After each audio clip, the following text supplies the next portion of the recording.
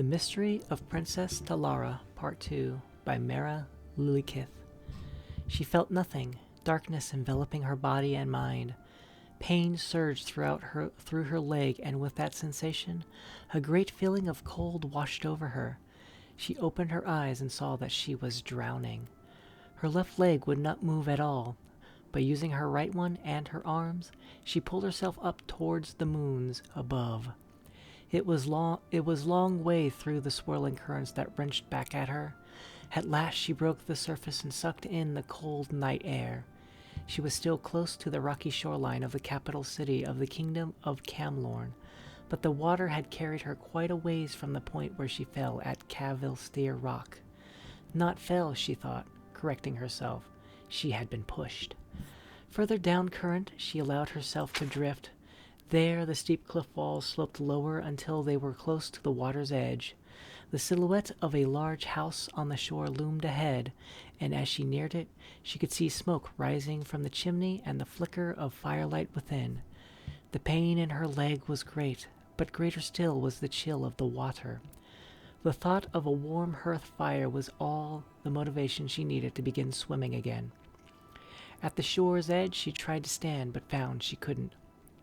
Her tears mixed with the seawater as she began to crawl across the sand and rock. The simple white sheet, which had been her costume at the flower festival, was tattered and felt like a weight of lead across her back. Beyond the point of exhaustion, she fell forward and began to sob. "Please," she cried, "if you can hear me, please help."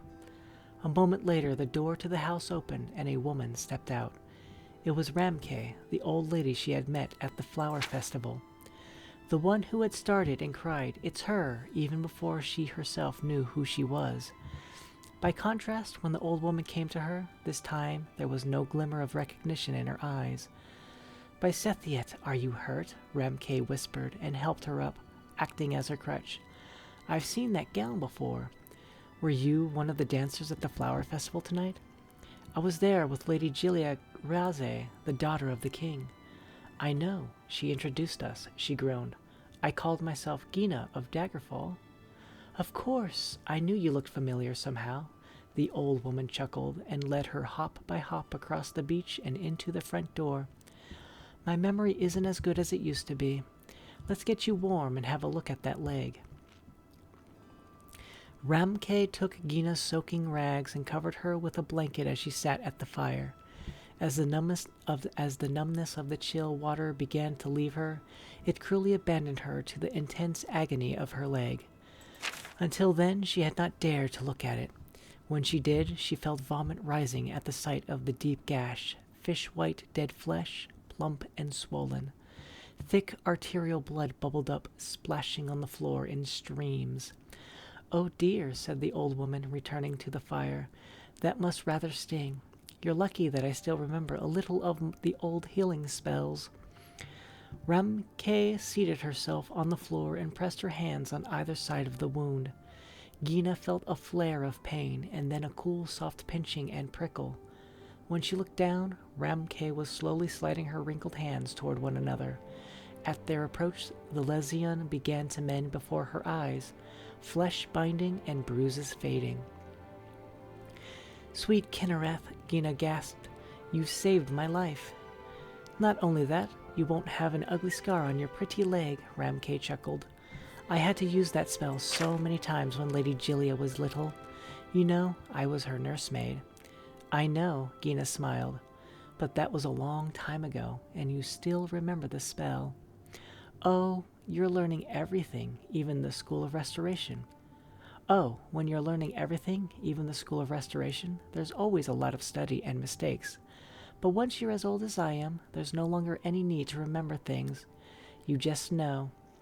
After all, I've probably cast it thousands of times before. Little Lady Gilia and the little Princess Talara was always getting cut and bruised. Small wonder the way they was always climbing all over the palace." Gina laughed. "You must have loved Lady Gilia very much." "I still do," Ramke beamed. "But now she's all grown and things are different.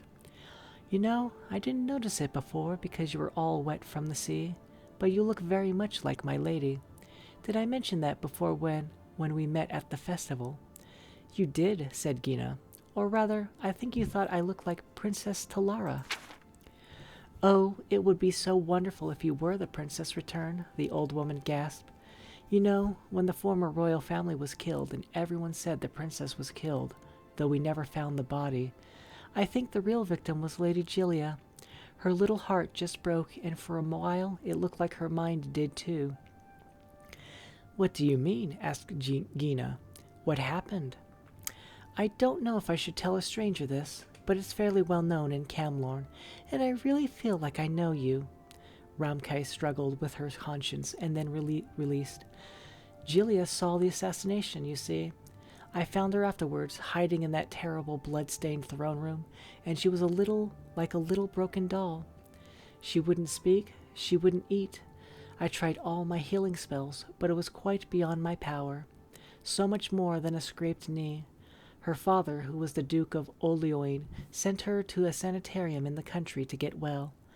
"That poor little girl," cried Gina. "It took her years to be herself again," said Ramkay, nodding. "And in truth, she never really returned altogether. You wonder why her father,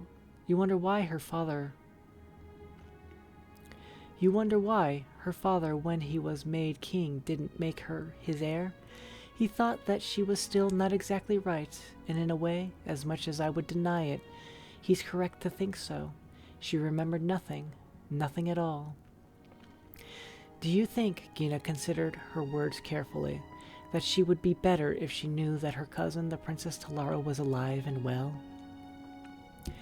Ramkay considered it. "I think so, but maybe not. Sometimes it's best not to hope." Gina stood up, finding her leg to be as strong as it looked to be. Her gown had dried, and Ramkay gave her a cloak, insisting she protect herself against the cold night air.